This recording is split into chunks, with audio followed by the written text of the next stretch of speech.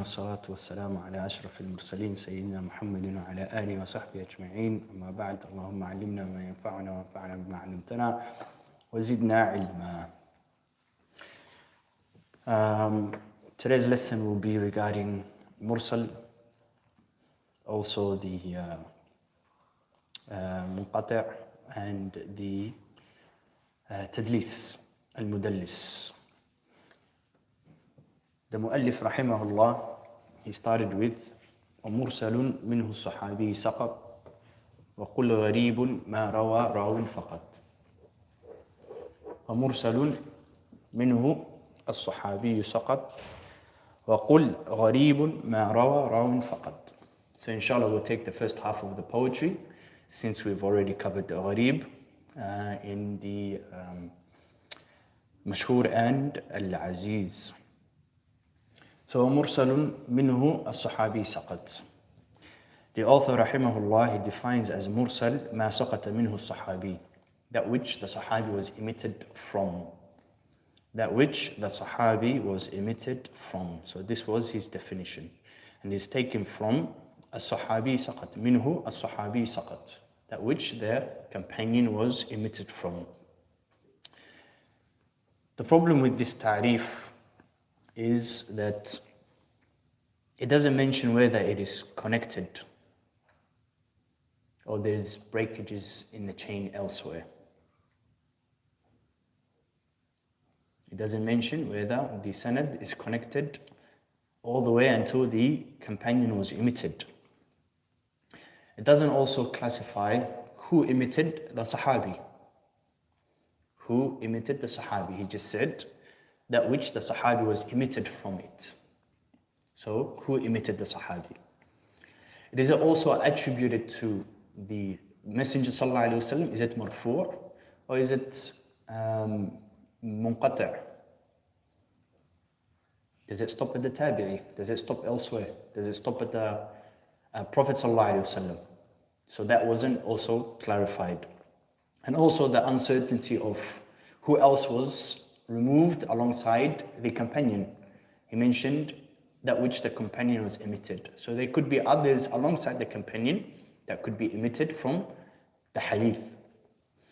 So the ulama, some of them defined it also as ما سقط منه الصحابي ورفع إلى النبي. That which the sahabi was emitted and it was attributed to the Messenger sallallahu alaihi wasallam. ورفع إلى النبي. Again, this only solved one thing. Now we know that the hadith is attributed to the Messenger sallallahu alaihi wasallam. So it still remains the uncertainty of who dropped to the Sahaba, if there is any inqita' elsewhere. So these questions still remain. They solved one thing, which is the hadith is attributed to the Messenger sallallahu alaihi wasallam at this time. The next definition that they also give, sometimes you'll find it is, and which is the definition of Imam al-Shafi'i, ما رفعه التابع الكبير إلى رسول الله صلى الله عليه وسلم. ما رفعه التابع الكبير إلى رسول الله صلى الله عليه وسلم. That which from the senior tabi'in, كبار التابعين, attributed to the Messenger صلى الله عليه وسلم. That which the senior tabi'in attributed to the Messenger صلى الله عليه وسلم. Again, the problem whether there is breakage in the sanad elsewhere still remains. It hasn't solved that. And also the uncertainty of who else was emitted alongside the sahabi. And then also the question of if the younger tabi'in narrated this hadith, does that make it not a mursal hadith? Because the definition, he said, senior, kibar at-tabi'in. So if sigar at-tabi'in narrated it, does that mean it's not mursal anymore? So those questions still remain. Then you have the last definition, which is the most correct of the definitions that was given by the ulama. ما اتصل إسناده, that which is chain is connected. So the issue of if there is other breakage in the chain has been omitted. ورفع التابعي إلى ورفعه التابعي إلى النبي صلى الله عليه وسلم. And the tabi'i attributed it to the Messenger sallallahu alaihi wasallam. So here we find that the chain is connected all the way through, so there is no issue in the chain. And the text is attributed to the Messenger sallallahu alaihi wasallam. And the person who's attributing this text is the tabi'i. And the person who's attributing this text is the tabi'i, whether it be from the elders or from the youngers. So it still leaves us with one problem. This still leaves us with one problem, and that problem is the uncertainty of who else was dropped with the companions. Sometimes the tabi'een would narrate from each other, going back to the Messenger sallallahu alaihi wasallam. So he will take a hadith from a tabi'i, who took it from a sahabi, who took it from the Messenger sallallahu alaihi wasallam. They're both tabi'een together. He may be younger, taking from the senior, or they both may be seniors, taking from the same sahabi, but this time, instead of getting it from the sahabi, he got it from his colleague. He got it from the other tabi'i. So there is uncertainty there whether he emitted a tabi'i or he got it directly from the sahaba. And this is the issue with the mursal. This is why it is classified as from the da'if category, but the lesser da'if. The lesser da'if. Reason being is, if the sahabi was the only one that was emitted, no issue in that, because all the sahaba are adul. There is no problem in emitting the sahabi. The emission of sahabi does not degrade the hadith of the Messenger sallallahu alaihi wasallam. But the uncertainty of who else was emitted is what made al-mursal from the qism of da'if. The uncertainty who alongside the sahabi was emitted is what made it da'if. So the hukm of hadith al-mursal is da'if. In essence, it's da'if because of that uncertainty.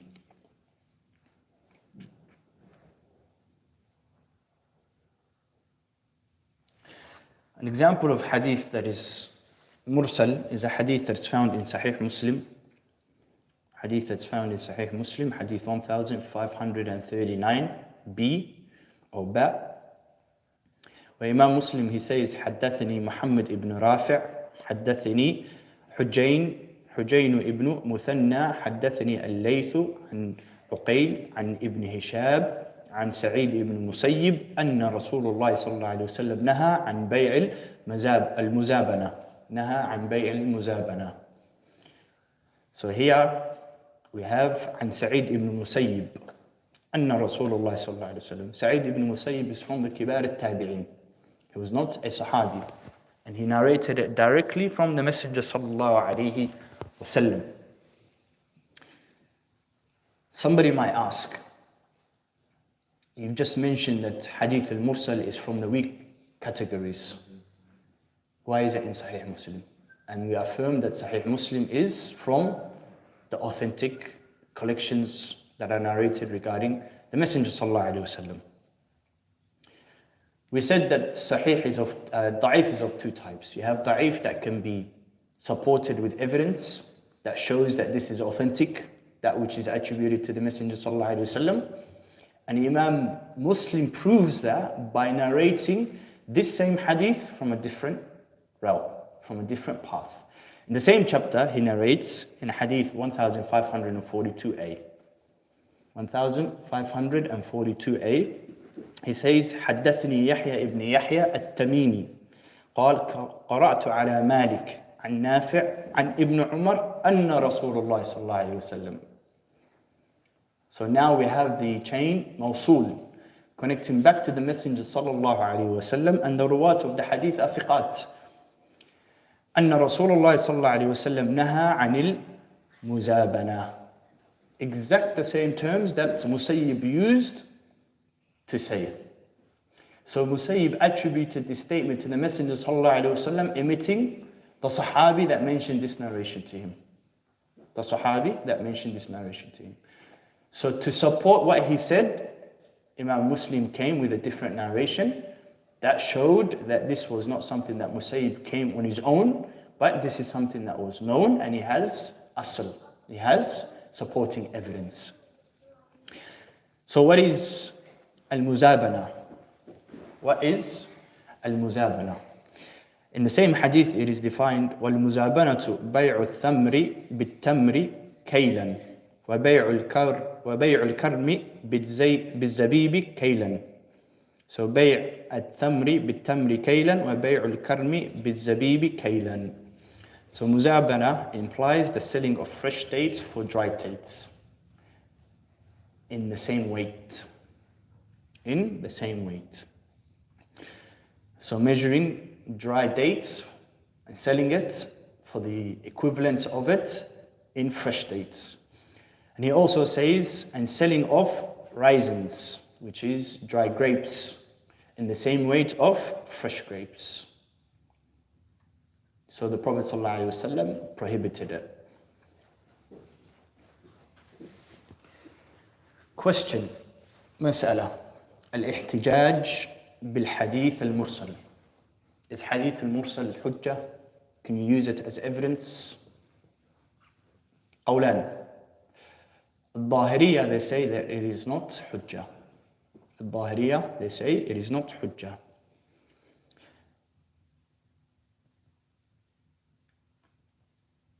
And then you have other scholars from the four madhahib, like Imam Shafi'i, Malik, Imam Ahmad, even Abu Hanifa himself. And other than them, they say it is supporting evidence. It could be used as supporting evidence. If you can't find anything but a hadith mursal, they said it is sufficient as evidence to use this as hujjah. But they put conditions to it. And they say, so long it does not come from a weak narrator from the tabi'in. Yani, this mursal hadith is from a tabi'i that is thiqah. A tabi'i that is thiqah. Or it does not come from the younger tabi'in. It has to come from the senior tabi'in. The senior tabi'i is the one that is attributing this hadith to the Messenger sallallahu alaihi wasallam. Or those who narrate from the weak tabi'in or unknown individuals. So it cannot come from a tabi'i, a senior tabi'i that narrates from weak individuals. He's not known. He's known to narrate from weak individuals. So it has to come from somebody that is not known to narrate from weak individuals or unknown individuals. He's known to narrate from the companions of the Messenger sallallahu alaihi wasallam. So these three, they say that it has to be present in the rawi. And they said regarding the text, one of these two has to be present in the text. One of these two have to be present in the text. Imma this text comes in a different route, that is mawsul, as Imam Muslim showed in our example. Whether it is weak or sahih, one of them can aid the other. One of them can aid the other. We said that weak plus weak, if they aid one another, is able to become hasan li ghayrihi, sah? So they can aid one another, so long as it is mawsul. That's the most important part. And the da'af in there is not da'af shadid. It's not da'af shadid. Or the hadith is mursal also, but from a different tabi'i. So now you have two tabi'in that narrate the same hadith mursal. The same hadith mursal. So if you have two senior tabi'in that met the first three conditions, narrate the same information, it is considered as hujjah for them. They will take it as hujjah. These two senior tabi'in would not narrate this unless this is something that was affirmed from the Messenger sallallahu alaihi wasallam. And this was, as mentioned, the statement of the position of Imam al-Shafi'i alongside the other A'immas. And Imam al-Shafi'i was the first one to lay these conditions. You have Mursal al-Sahabi as well. You have Mursal al-Sahabi, where the Sahabi narrates a hadith that it is not possible for him to hear or witness at that stage. It is not possible for him to witness or hear at the stage that the event took place. So they say ما أخبر به الصحابي عن قول رسول الله صلى الله عليه وسلم أو فعله ولم يسمعه أو يشاهده. ولم يسمعه أو يشاهده. ما أخبر به الصحابي عن قول رسول الله صلى الله عليه وسلم أو فعله وَلَمْ يَسْمَعْهُ أَوْ يُشَاهِدْهُ. That which the companion narrates from the Messenger sallallahu alaihi wasallam, or his actions from that which he did not hear or witness. From that which he did not hear or witness. This is what's known as Mursal as-Sahabi. An example of that is the narration of Imam Bukhari, hadith number 3. The narration of Imam Bukhari, hadith number 3. It is narrated from Aisha radiallahu anha, a detailed information about how the revelation started with the Messenger sallallahu alaihi wasallam. A detailed information. How he used to have visions first, and those visions came true. How he used to go to the cave of Hira, how he received the first verses, how he went home, how Khadija treated him, how the monk that was the cousin of Khadija informed him about his prophethood, how he was ordered to call to the people. All that happened before she was born. And yet she is the one that's narrating to us about that information. So here the ulama say that this is possible because she either heard it from her father and she omitted her father out of the chain of narration, or she heard it from another sahabi that was present during the revelation, during the start of the message of Islam, that conveyed this information to her. And she omitted that sahabi out of that narration. So the mursal of the sahabi is strong. Is sahih. There is no issue if a sahabi emits another sahabi to narrate a hadith. As we said, all the sahaba are adul. The muallif, he said, وَكُلُّ غَرِيبٍ مَا رَوَى رَاوٍ فَقَطْ. And we said that we've already taken this one in Aziz and Mashhur. So we're going to continue on to وَكُلُّ مَا لَمْ يَتَّصِلْ بِحَالِ إِسْنَادُهُ مُنْقَطِعُ الْأَوْصَالِ. وَكُلُّ ما لم يتصل بحال إسناده منقطع أوصالي. And all of that which is and all of that which isn't connected at all. And all of that which isn't connected at all, its chain is severed. Its chain is severed. So al-munqati'. This is what the author, rahimahullah, is trying to bring your attention to. He gave the broad definition of what al-munqati' is. And al-munqati' is any breakage that happens in the chain of narration. That's the definition that the author went with. The broader term, the broader use of the term munqati'. Inqita' fi sanad. There's a breakage in the chain of narration. So in other words, al-hadith alladhi lam yattasil isnaduhu. Al-hadith alladhi lam yattasil isnaduhu. Using the broad term comes with some complications at times. So when you say it's severed by how many narrators? How many narrators is this chain missing? How many narrators is this chain missing? So that is not clarified for you. At the same time, severed where? Where is this breakage happening? Is it happening at the start? Is it happening at the end? Is it happening in the middle? Where is this breakage happening? Because they already have terms for if there's a breakage at the start, if there's a breakage at the end, as we mentioned right now, al-Mursal, where the sahabi was emitted from the chain. So it doesn't define where this term could be used.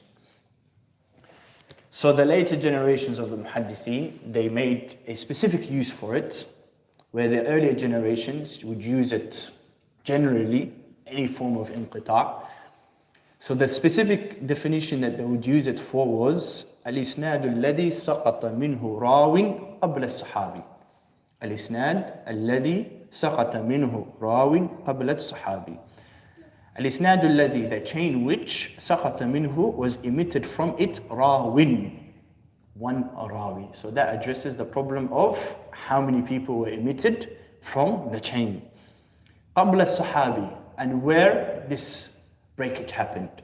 this breakage happened anywhere between before the Sahaba, going all the way back to the narrator of the hadith. So if the breakage is from the Sahabi, then is Mursal. If the breakage is from the hadith narrator, then it is no. Mu'allaq. Naam. If the breakage happens at the start, we said it is a mu'adal afun. If the breakage happens at the start, it is mursal. Sah? And if the breakage happens at the start of the chain, it becomes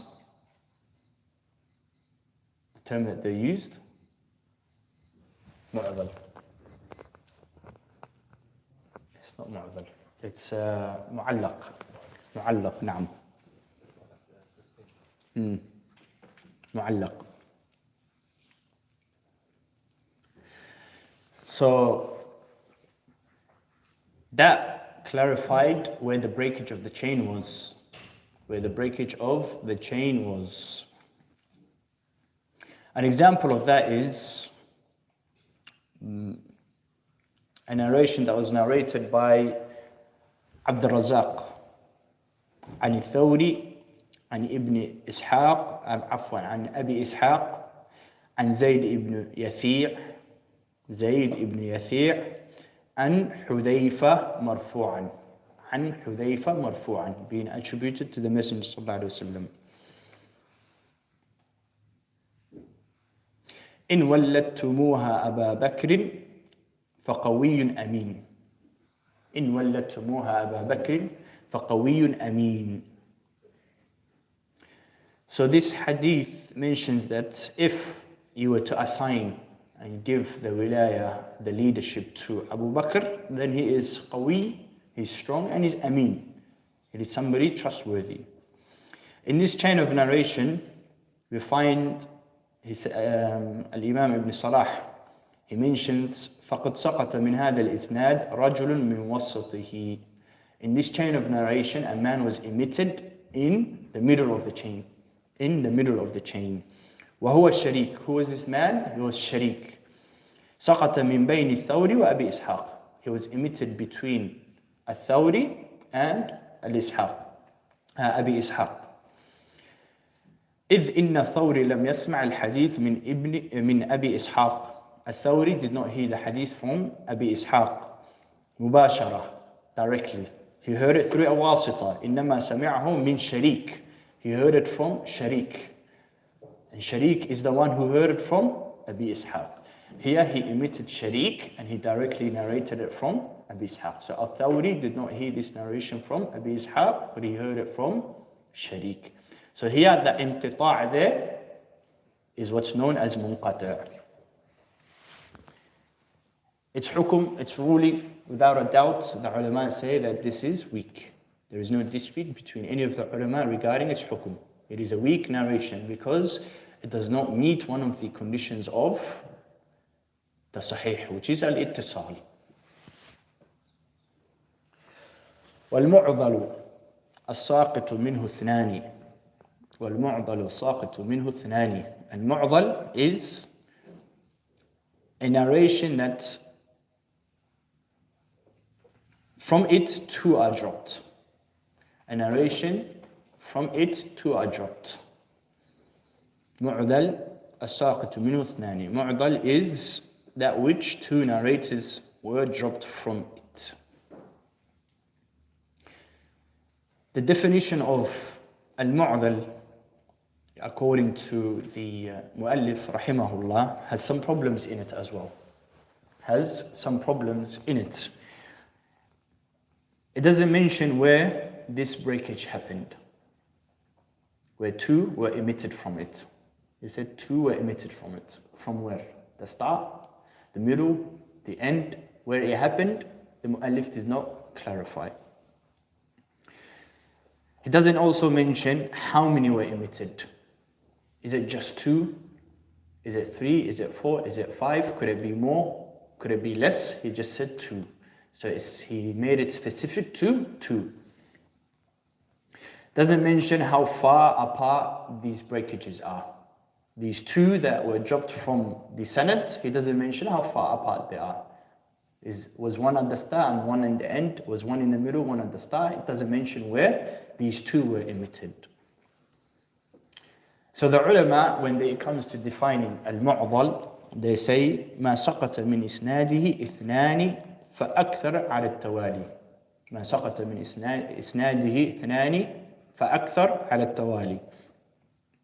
So that which was emitted from its chain, ما سقط من إسناده اثنان, two narrators, فأكثر or more, two narrators and more, على التوالي, على التوالي, which is consecutively.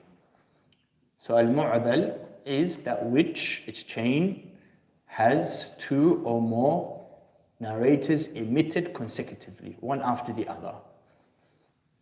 An example of that is hadith that Al-Qa'nabi narrates from Malik أنه بلغه أن أبا هريرة.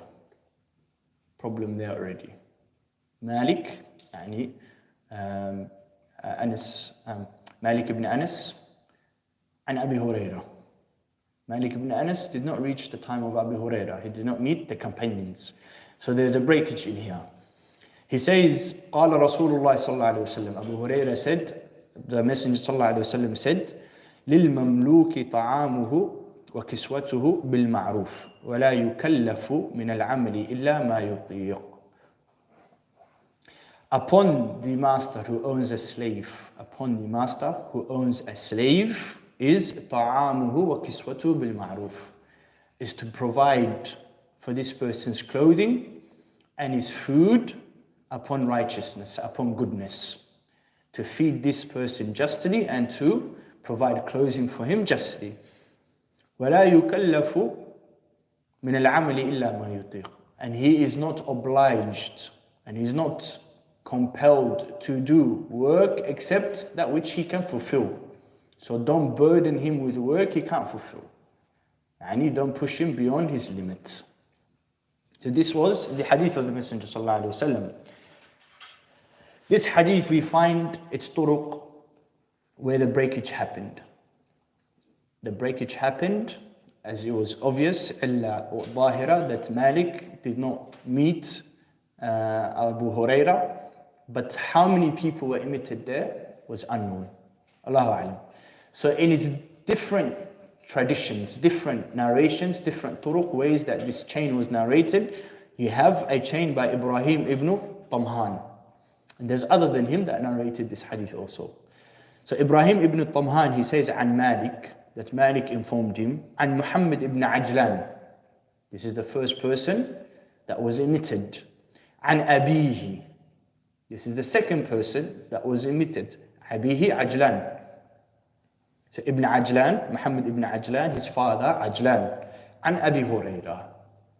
So now you have Muhammad ibn Ajlan and his father Ajlan. Two consecutive narrators were emitted from this chain of narration, which made this hadith mu'dal. So when they say mu'dal, this is what they mean by mu'dal. Two consecutive narrators being emitted in the chain of narration.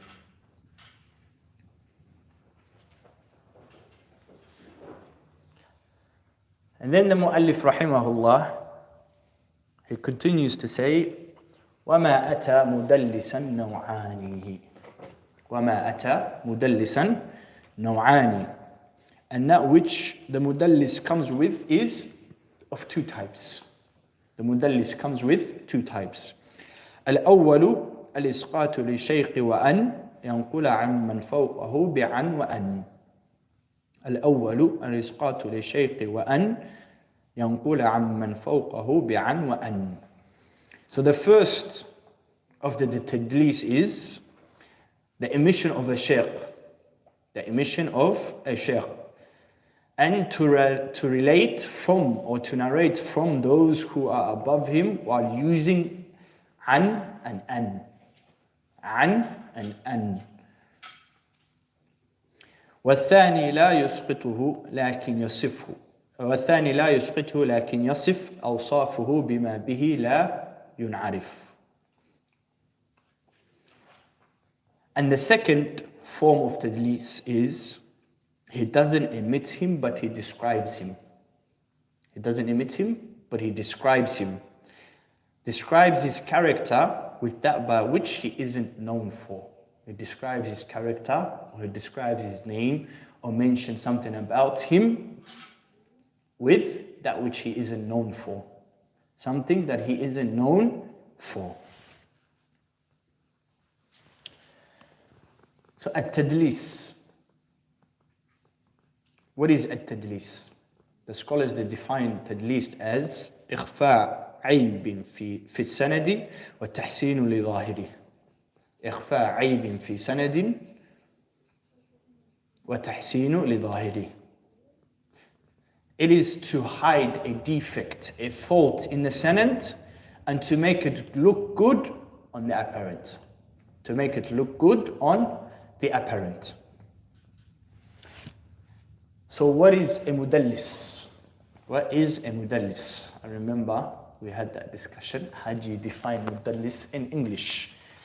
Basically, you can say a camouflager or a concealer. Somebody who conceals or camouflages something to prevent the people from seeing its fault, its defect.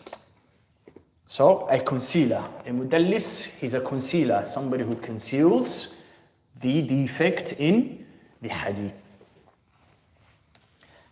And the concealment is of two types. The concealment is of two types. Either he conceals something in the isnad or he conceals a shaykh. He conceals something in the isnad or he conceals a shaykh.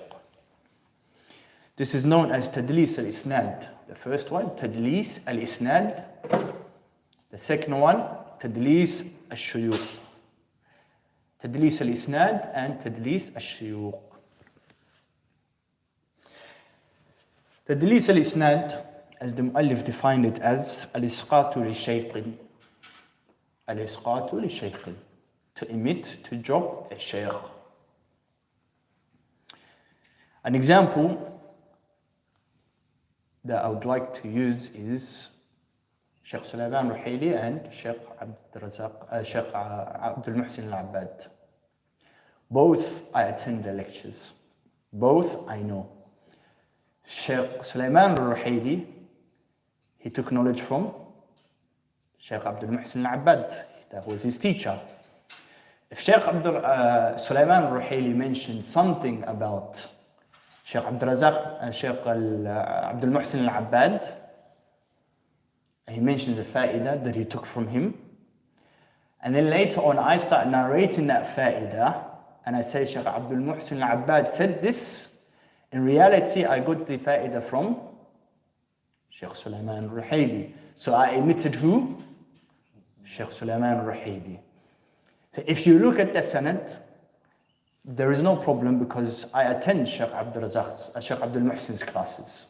And I know Sheikh Sulaiman al-Ruhaili, he's a thiqah. So what he attributed to the Sheikh is true. So I start narrating saying that I heard from Sheikh Abdul Muhsin al-Abbad.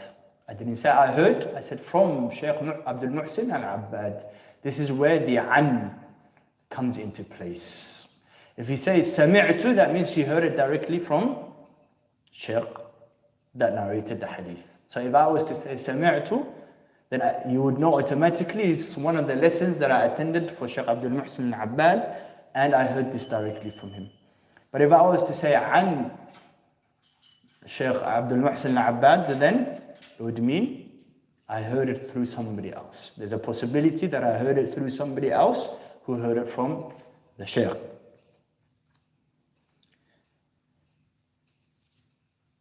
And then the Sheikh also says, if he doesn't emit him, ينقل عمن فوقه بعن وأن. So if he doesn't completely emit the Sheikh, he narrates from those who are above him بعن وأن. So here is what gives us, for example, I'll use myself as an example. Shaykh Ubaid al-Jabiri, rahimahullah. When I was in Medina, he was there. I never got the chance to attend a single class of his. So I had with the Shaykh, mu'asara. And I had with the Shaykh living circumstance. Like I was living in the same city as him. So if I was to narrate from the Shaykh and I would say an, and remember in our previous lesson we said that an'ana and tadlis, they have a slight connection. This is where you see that slight connection. I have mu'asara with the Shaykh. The Shaykh he wasn't having lessons during my time. He was sick at that time, I believe. Can't remember. But I didn't get to have the opportunity to attend his classes, ala kulli hal. But I have his books. And I have heard his audios. And if I was to say that Shaykh Ubaid al-Jabiri said, mentioned, and so on, people will assume that it's something that I heard while I was in Medina, while I was studying in Medina. So here, what happened? Tadlis. I said, an Shaykh Ubaid al-Jabiri. So if you guys ever hear me quote Shaykh Ubaid al-Jabiri, no, there's a tadlis there. So here, there isn't clear-cut indication that I took the lesson from Shaykh Ubaid al-Jabiri. I could have taken it from his book, I could have taken it from him, I could have taken it from his audios, or somebody that attended his gathering that narrated to me what he has mentioned. Unless I specifically specified, which I did on camera, that I never took anything from him, then anything I attribute to him has to come from tariqat al-an'ana. Because I never took sama' from him. I never heard it directly from him. So this is where the A'immas would reject an an'ana from a mu'asara, because there isn't confirmation that would say he actually heard it. There isn't a confirmation that would say he actually heard it. So na'am, that is when he narrates an'ana, and this is known as irsal al-khafi. Irsal al-khafi. When he narrates from a shaykh that he lived at the same time with, but there isn't confirmation whether he heard it from him or not, and he narrated it in the sequence of an, then it is irsal khafi. It is irsal khafi.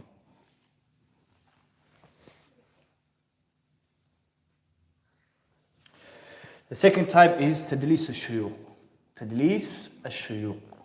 And the mu'allif here, he says, يصف أوصافه بما به لا ينعرف. And to attribute him or to describe him in a manner that he's not known for. In a manner that he's not known for. For example, if the people know this alim by the name of Abdullah ibn Jabir, for example. Abdullah ibn Jabir. And most of the narrations, when it's narrated from Abdullah ibn Jabir, people would say, and Abdullah ibn Jabir. But this time around, he said Ibn Jabir. He didn't use the term Abdullah. He said Ibn Jabir. Now this leads to the question of which Ibn Jabir? Which Ibn Jabir are you referring to? He didn't lie here, he didn't do tadlis, but he described him with something other than what he's known for. So he was trying to hide his shaykh here. This shaykh could be a shaykh that is da'if, or it could be that the shaykh is somebody that the people would turn away from, and to protect himself, he would use something to describe him other than. And I gave you guys an example last time. Inshallah, I hope you guys remember that example. So, na'am, there are many reasons why he would describe his shaykh with a different name, or with a sifa, a description that the people do not widely know regarding the shaykh. As for the hukum, the ulama differed in regards to the narrations of the Mudalis, some say that is mutlaqan da'if. يعني it is all of it da'if. And this is not the position of the Ahl al-Hadith, the scholars of Hadith. The scholars of Hadith, they have tafsir. They explore the matter further.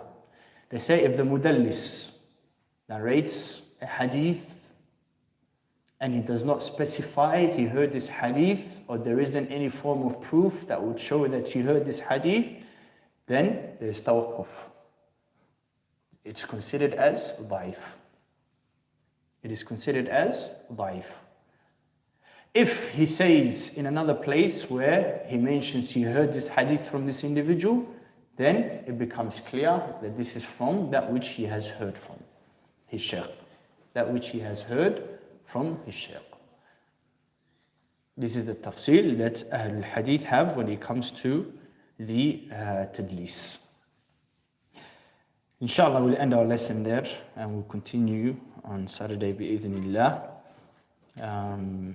in the next categories of علوم الحديث. وهذا وصلى الله وسلم على نبينا محمد وعلى آله وصحبه أجمعين وآخر الدعوانا أن الحمد لله رب العالمين.